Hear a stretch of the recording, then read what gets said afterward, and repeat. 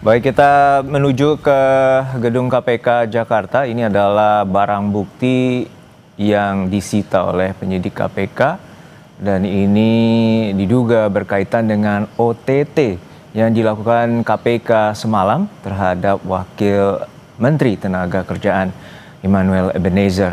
Dan hingga saat ini Wamenaker masih terus diperiksa oleh penyidik KPK dan KPK memiliki waktu 1 kali 24 jam untuk menentukan status dari hasil OTT KPK kepada Immanuel Ebenezer atau yang kerap disapa oleh Noel.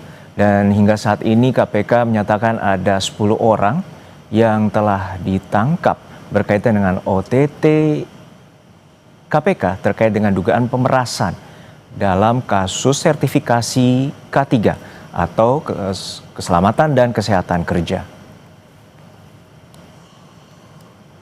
Sebelumnya, Wakil Ketua KPK membenarkan penangkapan dari Wamenaker Immanuel Ebenezer dan juga menyebutkan ada sejumlah barang bukti, yakni uang dengan jumlah besar dan juga puluhan mobil hingga 2 motor Ducati.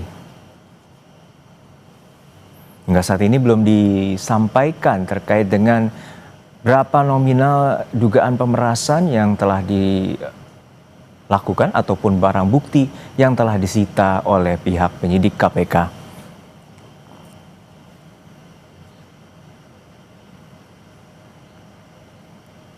Baik, lalu seperti apa modus korupsi dalam pengurusan sertifikasi keselamatan dan kesehatan kerja atau K3 sebuah perusahaan dan apa yang membuat sertifikasi K3 perusahaan seakan menjadi lahan basah dari tindak pidana korupsi. Kita bahas bersama dengan Wakil Ketua Umum Jokowi Mania atau Joman, Andi Azwan, dan juga ada mantan Komisioner KPK Saud Situmorang dan anggota Komisi 3 DPR fraksi Golkar atau Partai Golkar Sudesson Tandra. Selamat petang Bapak-bapak, semoga sehat-sehat selalu. Selamat petang. Ya, saya ke Mas Andi terlebih dahulu. Mas Andi, ini tentu mengejutkan Ketua Umum Anda Jokowi Mania ini terduga terseret OTT KPK dugaan pemerasan dari sertifikasi K3. Terakhir komunikasi dengan Mas Noel kapan? Sudah lama saya komunikasi dengan beliau. Jadi memang ini adalah seperti petir di tengah siang hari yang bolong. Kita mendapatkan berita seperti ini. Ya, kami semua ini turut prihatin apa yang terjadi terhadap Wakil Menteri Tenaga Kerja Bang Immanuel Ebenezer. Terlepas dari itu ya kita juga mengapresiasilah kepada KPK penegakan hukum itu luar biasa ya. Walaupun itu adalah wakil menteri maupun menteri itu wakil menteri tetap diadakan suatu tindakan hukum. Dan juga biar bagaimanapun juga ini mencerminkan bahwa Presiden kita Prabowo Subianto tidak memandang bulu terhadap siapapun yang terlibat dalam tindak pidana korupsi. Tapi sebelum itu kita juga harus mengedepankan yang namanya azas praduga tak bersalah. Seperti apa proses terjadinya OTT itu? Ya, sepengetahuan kami, ya, kini kalau tidak salah ya bahwa itu ada terpisah ya. Dan saya katakan bukan OTT kalau misalnya dengan Wamenaker ini, karena informasi yang saya terima dari teman-teman itu bahwasanya terpisah itu dengan 10 orang itu. Apakah itu ada pengembangan dari itu sehingga beliau juga ditahan karena ada barang-barang bukti yang memberatkan beliau. Itu hanya KPK yang bisa menjawab. Maksud Anda terpisah seperti apa, Bang Andi? Ya, misalkan begini, yang sebenarnya saya dapat informasi katanya Pak Wamen itu ada di rumah dinas pada saat itu. Kemudian dari KPK datang ke sana dini hari ya, mengajak Pak Wamen untuk ke kantor KPK ya di Kuningan itu. Jadi makanya saya ada satu pertanyaan sebetulnya, OTT-nya ini secara bersamaan dengan 10 orang itu apakah terpisah? 10 orang itu ditahan misalnya saat Pak Wamen kemudian diajak untuk diberikan keterangan ya. Baik, seperti baik. itu Kita penjelasan itu. Tahan sebentar, kita dengarkan dulu keterangan dari Menteri Tenaga Kerja Yasirli. Iya, kasihan. Kenapa nggak nunggu aja dari KPK ya? Terpaksa jadinya kemudian ya. Ya.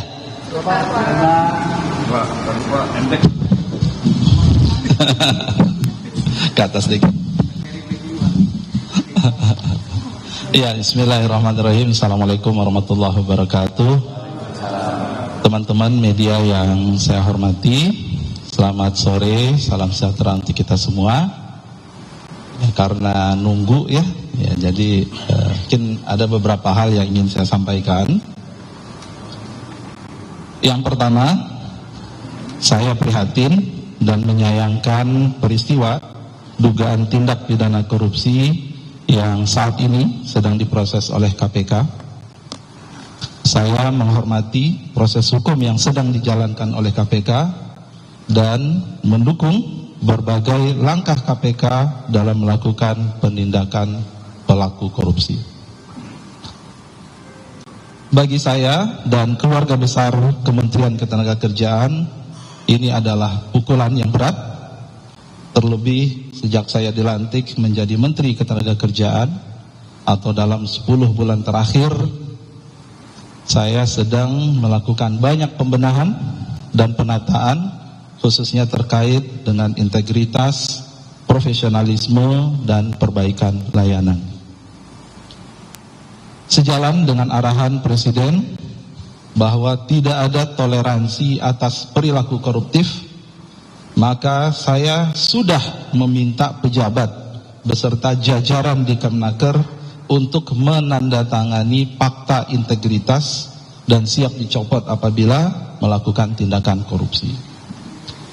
Khusus untuk sertifikasi K3, kami sudah melaksanakan fakta integritas bahkan dengan perusahaan jasa K3 atau PJK3 dengan total hampir 1.000 perusahaan jasa K3 di Indonesia.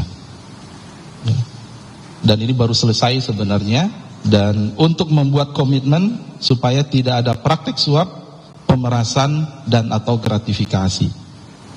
Kami juga meminta masyarakat untuk aktif melaporkan apabila masih ada praktek tersebut. Selain fakta integritas, saya juga telah merotasi pegawai yang sudah lebih 4 tahun pada posisinya, melakukan perbaikan proses layanan sehingga lebih transparan dan akuntabel, serta merevisi berbagai regulasi terkait pelayanan K3. Misalnya Permenaker nomor 33 tahun 2016, Permenaker nomor 5 tahun 2018, Permenaker 8 tahun 2020, dan Permenaker 4 tahun 1987 yang sudah selesai harmonisasi. Peristiwa ini harus dijadikan pembelajaran bersama, dan saya berharap ke depan tidak ada lagi insan di Kementerian Ketenagakerjaan yang terlibat praktik korupsi atau penyimpangan dalam bentuk apapun. Sekian, terima kasih. Pak, posisi Permenaker sekarang ini gimana Pak? Tunggu aja ya. Masih belum ada keputusan berarti dari Bapak ini bakal jadi? Tunggu aja informasi dari KPK. Kalau Pak Menteri Pak Satu-satu. Pak Menteri, berarti layanan K3 untuk sertifikasi tetap berjalan kan Pak? Tetap berjalan. Ya. Dan tadi Pak Mensesnek sudah menyampaikan kalau misalnya akan ada peluang potensi untuk penggantian uang Menaker gitu. Itu tanggapannya seperti apa? Ya, kita. Yang kedua terkait kinerja Kemenaker kan dinilainya bagus. Gitu. Tapi dengan adanya kasus ini menjadi catatan tersendiri. Kemudian pertanyaan selanjutnya Pak, yang ditangkap ada 10 orang dan katanya ditangkapnya di gedung K3 yang sebelah gitu, apakah benar seperti itu? Dan dalam 10 orang itu selain Pak Menaker, apakah ada yang lain, pejabat yang lain dari Kemenaker yang juga hidup? Ya, terkait dengan proses tadi malam, detailnya siapa, kami cenderung kita tunggu dulu ya, tunggu nanti. Saya yakin KPK akan menyampaikan press conference-nya, ya, sehingga kita dari situ nanti kita lihat, ya. Dan tadi saya sampaikan ya kita tunggu, dan ini harus kita hormati proses itu. Ya.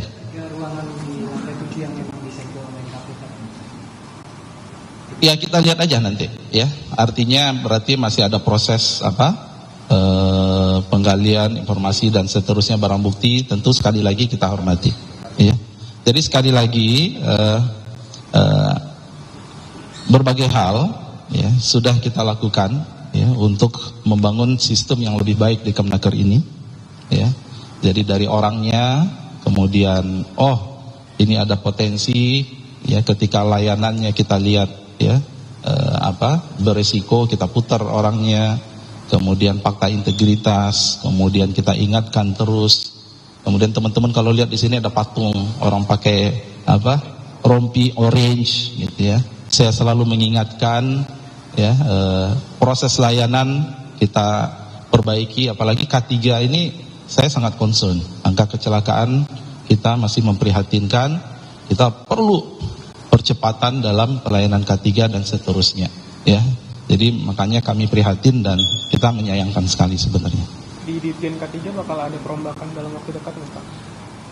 Tentu semua harus ada berbasis bukti ya, dan saya jamin kalau ada bukti dan kemudian itu ya benar ya, tidak ada toleransi.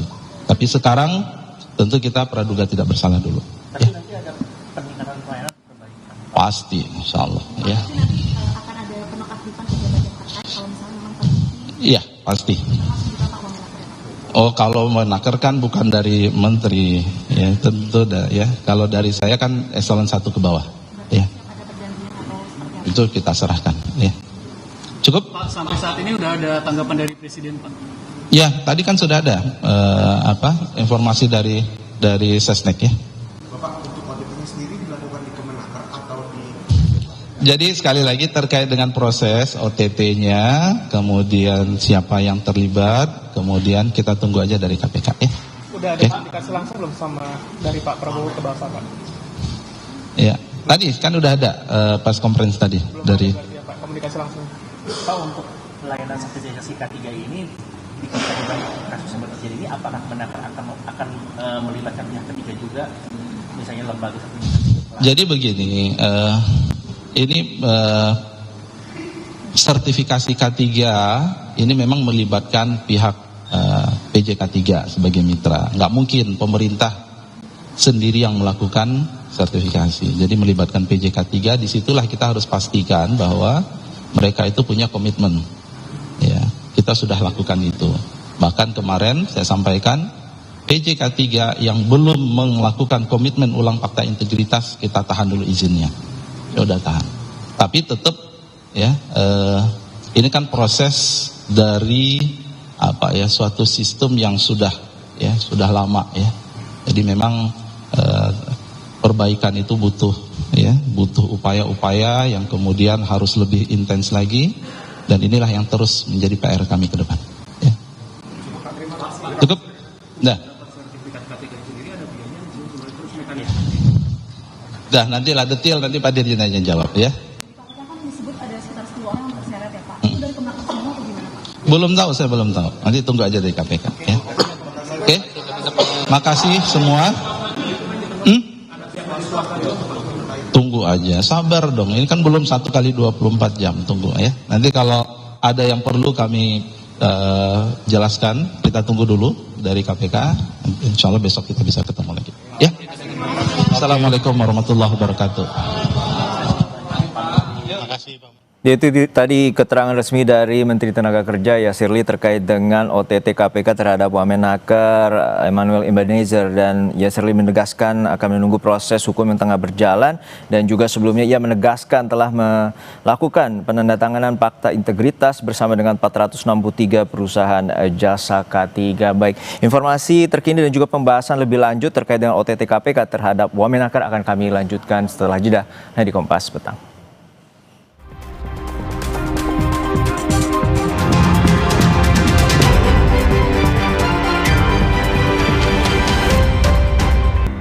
Baik, kami lanjutkan kembali terkait dengan pembahasan OTT KPK terhadap Wakil Menteri Ketenagakerjaan Emmanuel Ebenezer, dan kami sudah bersama dengan narsum kami. Lalu kita sapa terlebih dahulu ke mantan Komisioner KPK, Bang Saud Situmorang. Bang Saud, tadi kita lihat sejumlah puluhan mobil, lalu juga ada mungkin belasan motor yang juga sudah disita oleh KPK. Dari Wakil Ketua KPK, Pak Fitro menyebutkan bahwa uang juga ada disita walaupun tidak disebutkan nominalnya, namun diduga telah lama ada dugaan pemerasan ini. Menurut Anda seperti apa bahwa ini salah satu modus yang juga diduga sebagai praktik yang berada di Kemenaker?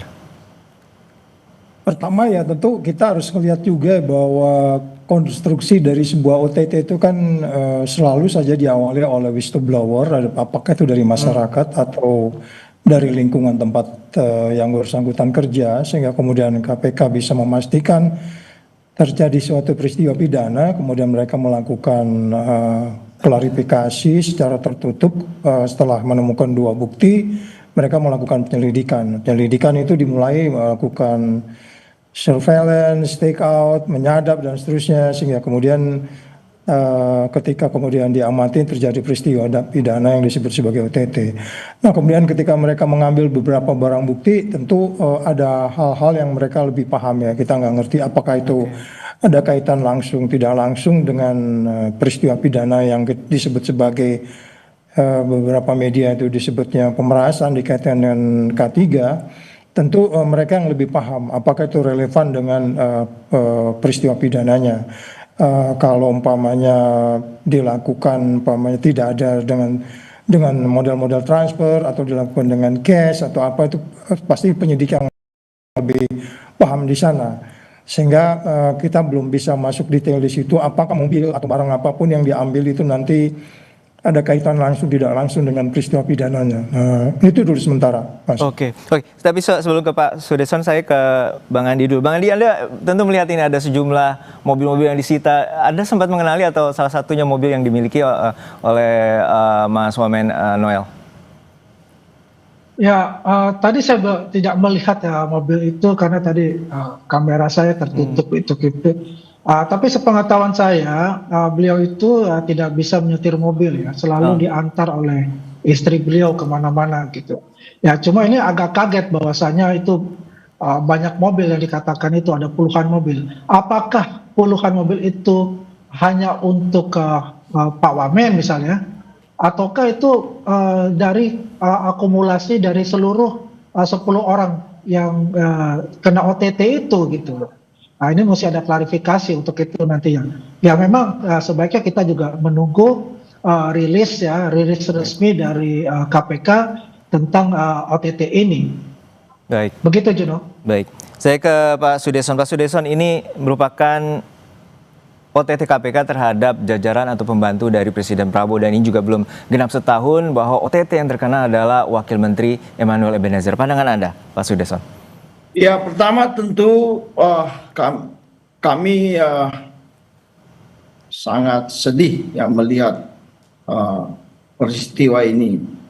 Apalagi Presiden bukan saja satu kali, berkali-kali di dalam pidato. Bahkan Presiden sangat keras kan. Ya, terakhir di sidang MPR ya kalau tidak salah. Sidang MPR keras sekali beliau mengatakan itu. Nah, seharusnya pembantu-pembantu beliau itu menangkap arah kebijakan dari Presiden seperti itu dan secepatnya meninggalkan perilaku-perilaku koruptif seperti ini ya. Tapi saya juga mau memberikan apresiasi kepada KPK yang bertindak sangat cepat, dan tentu ini merupakan suatu prestasi yang baik bagi KPK. Nah, ke depan ini terus terang ya, bagi ini ada rekan kami sesama anggota Komisi 3 tadi mengatakan ini kan gol bunuh diri ya. Di bawah Presiden langsung melakukan peristiwa seperti ini ya, tentu kita semua menjadi malu terjadi. Tetapi saya itu ingin melihat begini, ada dua hal yang penting yang harus kita lihat, yaitu di Kementerian Tenaga Kerja ini udah berkali-kali, bukan satu kali. Ya kan? Dan tadi yang dikatakan fakta-fakta integritas itu menurut saya percuma itu. Ya, harus dilakukan apa? Kenapa sertifikat K3 ini menteri atau wakil menteri harus ikut terlibat? Serahkan itu kepada pihak yang punya keahlian. Jangan lagi ikut mencampuri itu. Ya toh?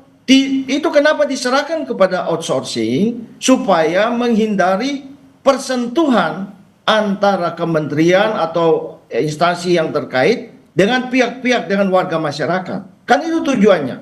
Untuk menghilangkan kemudian ya orang yang mulai memeras dan sebagainya. Tadi kan perkataan pemerasan itu menurut kami malu tuh. Malu sekali.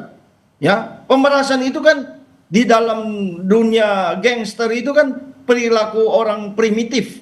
Ya, orang kalau kata-kata pemerasan itu malu tuh. Ya, dan ini harus menjadi pelajaran bagi kita semua, begitu loh. Baik. Nah, Oke. ini menjadi acuan bagi seluruh pembantu presiden bahwa ini perilaku ini mempermalukan kita semua. Bayangkan aja presiden dengan pidatonya yang sangat keras dan berapi-api, di belakang itu dipermalukan seperti ini. Oke. Ya, Baik, saya kita minta ke Bang. kepada KPK untuk mengungkap dan menangkap semua yang terlibat di dalamnya. Kira-kira Baik. demikian. Baik, kita ke Bang Saud. Bang Saud, ini juga sebelumnya kalau berkaca ada kasus juga dugaan pemerasan pada periode sebelumnya terkait dengan rencana penggunaan tenaga kerja asing, dan itu juga saat ini masih dalam pengusutan KPK dan ada 8 tersangka. Dan Anda melihat seperti apa untuk sertifikasi K3 ini, dugaan pemerasan ini juga turut terjadi? Ya, itu tadi bahwa tentulah mereka masuk di core bisnisnya dia. Core bisnisnya itu kan macam-macam, ada izin kerja, terus sertifikasi K3 dan lain-lain. Yang intinya adalah bagaimana itu bisa dijalankan kalau memang kemudian kaitannya ada perilaku yang terganggu dengan integritas. Ya tentu KPK masuk dengan penindakan. Karena saya juga periode sebelumnya juga melakukan kunjungan ke kementerian itu untuk kemudian kita berdiskusi mengenai tata kelola. Tetapi tata kelola itu kan lagi-lagi kan kita nggak bisa memantau 24 jam di situ. Kemudian menteri yang kemudian belum ada kurang dari setahun sudah bisa melakukan satu peristiwa pidana yang apalagi kalau dengan pemerasan dan seterusnya, itu kan menjadi pertanyaan. Tapi Anda ada melihat ada kaitan dengan fakta integritas yang baru saja ditandatangani 19 Agustus kemarin, Pak Bang Saud? Ya, itu kan sangat normatif ya. Okay. Bahkan kan itu disumpah itu di depan presiden juga. Ya kan? Itu mana lebih tinggi sebenarnya. Jadi maksud saya begini loh. Oke. Baik. Tadi kalau sudah disampaikan oleh Bang Saud, kita tahan sementara. Ada keterangan resmi dari pihak KPK terkait dengan penyidikan ataupun OTT KPK yang terjadi semalam. Sampaikan update-nya. Berarti kendaraan itu dari 14 tersangka? Kendaraan dari beberapa pihak, ya. Terkait dengan pemeriksaan bagaimana Mas update-nya Mas? Ya, masih dilakukan pemeriksaan, jadi belum bisa kami sampaikan saat ini. Ya, nanti kami akan update. Jam berapa kemarin malam Rabu malam? Rangkaian, jadi nanti detailnya, kronologinya nanti kami akan sampaikan saat konferensi pers. Oke ya? Ada berapa orang? Penyelenggara nanti ekspres dan Kenapa, Mas? dari 14 itu ada penyelenggara negara. Ya, betul. Ada penyelenggara negara, ada juga pihak swasta. Ya. Nanti kami detilkan ya. Berapa? Kenapa? Langkah selanjutnya terhadap kendaraan. Ya, kendaraan ini kan sebagai barang bukti ya, dan sekaligus tentunya sebagai langkah awal nanti untuk aset recovery dalam penanganan perkara ini. Mas, artinya Immanuel Ebenezer pun masih diperiksa di dalam, begitu ya Mas? Pemilikan kendaraan itu apakah punya wamenaker? Ya, nanti semuanya akan kami sampaikan ya detailnya, belum bisa kami sampaikan secara rinci pada kesempatan ini. Ya, kita tunggu karena masih dilakukan pemeriksaan secara intensif. Berarti Mas Budi uangnya ada berapa? Untuk uang, ada sejumlah uang yang memang diamankan ya dalam kegiatan tangkap tangan ini, namun jumlahnya berapa belum bisa kami sampaikan saat ini ya, masih dihitung. Ya. Kendaraan Mas, tadi kendaraan? Sudah tadi kan? Ada 22 unit ya, 15 kendaraan roda 4 dan 7 kendaraan roda 2 sampai dengan saat ini. Oke ya? Mas Budi, untuk wamenakernya masih diperiksa Mas? Di dalam. Ya, nanti kami sampaikan ya pecahannya apa ya. Mas Budi, untuk wamenaker masih diperiksa di dalam? Ya, semua pihak yang diamankan dalam rangkaian kegiatan tangkap tangan ini masih dilakukan pemeriksaan secara intensif. Total ada berapa Mas, selain Noel yang diperiksa? Total yang diamankan sampai dengan saat ini ya, ada 14 orang. Oke ya? Semuanya itu adalah orang-orang dari Kemenaker Mas? Ya, nanti kami sampaikan ya update-nya. Tadi sudah kita update juga, ada dari pihak penyelenggara negara dan juga pihak swasta. Oke ya? Oke ya? Makasih ya. Pemerasan soal pengurusan. Ya, nanti terkait dengan... Baik, itu tadi keterangan dari Budi Prasetyo, jubir KPK terkait dengan adanya 14 orang yang saat ini tengah diperiksa intensif, dan juga tadi menjelaskan ada 20 unit mobil dan juga ada 7 unit kendaraan roda 2 yang telah disita KPK, dan untuk terkait dengan uang, KPK belum menjelaskan secara detail. Informasinya akan kami hadirkan kembali dan pembahasan lebih lanjut setelah jedanya di Kompas Petang.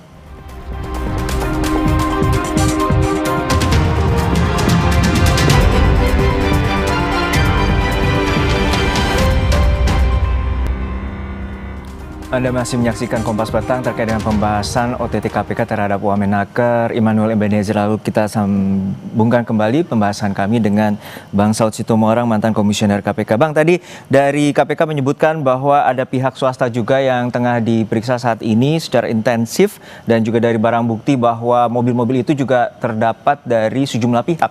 Anda melihatnya seperti apa dengan adanya pihak swasta dan pemerasan ataupun ini ada juga unsur gratifikasi di sana? Ya, kalau bahasnya tadinya disebutkan soal K3 itu kan itu standarisasi yang udah ada ISO-nya secara internasional. Kalau umpamanya sebuah perusahaan yang di dalamnya ada server, tentu itu ada standar-standar, bahkan pemadam kebakarannya itu disebutnya pemadam kebakaran dengan kering gitu ya. Standar-standar itu ada semuanya. Kalau hotel seperti apa, kalau industri ini seperti apa. Nah, itu semuanya kan tujuannya adalah untuk menjaga keselamatan pekerja. Dia mulai datang, dia bekerja di pabrik, dia pulang ke rumah dalam keadaan sehat. Kemudian kalau standar-standar itu diturunkan, apakah karena memang katakanlah swastanya ada masalah dalam kaitan tadi memenuhi, tadi kita ambil contoh pemadam kebakaran yang bahannya yang disebutnya pemadam kebakaran kering, serbuk kering tuh mungkin mahal, sedangkan dia udah expired harus diganti dan seterusnya. Itu standar-standar itu kan bisa di markdown atau diturunkan sehingga kemudian ke dalam hal ini kementerian melakukan apa yang disebut sebagai transnasional itu. Jadi secara keseluruhan swastanya itu menjadi bagian yang sangat sulit untuk kemudian bisa dikeluar dari katakanlah isu pemerasan itu kalau memang mereka standar-standarnya itu diturunkan, sedangkan kementerian kan harus membina supaya standar internasional dipenuhi. Itu kan ada ISO-nya itu. Yeah. Jadi maksudnya gini loh. Ketika kemudian itu standar diturunkan, kalau kita masih fokus di K3 dulu ya, kita belum yang lain-lain ya, karena yang diungkap ke permukaan sementara isu K3 ini. Jadi saya pikir ini harus ada pemberatan ini, karena ini menyangkut keselamatan dan daya saing kita juga, karena ini menyangkut segala macam pekerjaan yang menyangkut tenaga kerja. Baik. Itu kan tidak bisa di luar daripada standar ISO yang dimiliki gitu. Baik, oke, saya ke Pak Sudirsan. Pak Sudirsan, ini bahwa ini salah satu menteri dan juga wakil menteri yang kemudian ini jajaran pembantu dari presiden dan juga ucapan keras dari presiden dan juga Mensesnek menyebutkan bahwa korupsi di pemerintahan ataupun institusi ini sudah memasuki stadium 4 atau penyakit yang cukup akut gitu ya. Nah, dalam pandangan Anda bahwa ini tanda bahwa KPK juga akan terus menggalakkan OTT dan pandangan Anda sebagai Komisi 3 seperti apa? Jadi saya berpendapat begini, kita fokus pada K3 ya. Kalau kita bicara mengenai materi dari perkara ini kan belum diungkap oleh KPK. Sehingga sebaiknya kita tidak menduga-duga. Tetapi yang paling penting dari persoalan ini K3, kenapa begitu? Saya pakai istilah begini, kepala dilepas, buntut dipegang. Ya, tadi yang disampaikan oleh Pak Saud itu kan, itu misalnya syarat pemadam kebakaran ada syaratnya, standarnya harus begini, memenuhi syarat begini, anti api dan sebagainya, ya kan? Lalu itu kemudian nanti ya di-approve oleh pejabat-pejabat tertentu di kementerian. Nah, kalau di-approve begitu, ada unsur permainan lagi. Jadi sampai kapanpun akan jatuh banyak korban. Baik. Pengusaha itu intinya mereka mau mudah. Mereka tidak mau dipersulit. Yang kedua, mereka itu nanti di dalam persoalan ini, kalau bisa saya persyaratan itu saya turunkan, ngapain saya harus sesuai dengan ISO, ya kan? Nah, tadi yang seperti Pak Saud bilang, ya kan? Pengusaha itu kan otaknya tuh selalu pikir untung. Baik, kita tangkap poinnya. Sebentar Pak, sebentar. Let me speak. Keselamatan daripada pekerja itu kalau perlu kita korbankan. Nah, disitulah kesempatan kong kali kong di situ kan. Karena yang tadi saya bilang itu, kepala dilepas, buntut dipegang. Ya kan? Maka itu yang saya setuju sekali dengan Pak Saud tadi yang ngomong, pemberatan itu. Pemberatan dan juga kita nantikan bagaimana pengusutan tuntas dan juga terkait dengan pemeriksaan intensif. Bukan masalah jumlah uang ya Pak. Wait, let me 1 minute. Bukan masalah jumlah uangnya, bukan masalah jumlah uang. mindsetnya yang jahat itu yang harus kita berantas. Kira-kira demikian. Baik, Terima kasih. pemberantasan korupsi menjadi komitmen dari pemerintahan Prabowo Gibran dan juga kita nantikan bagaimana pengusutan tuntas dari KPK untuk penyidikan OTT Wamenakar Emmanuel Ebenezer. Terima kasih Bapak-Bapak, Pak Saud Situmorang mantan Komisioner KPK, Pak Sudeson Tandra dari DPR dan juga Mas Andi Aswan dari Joman.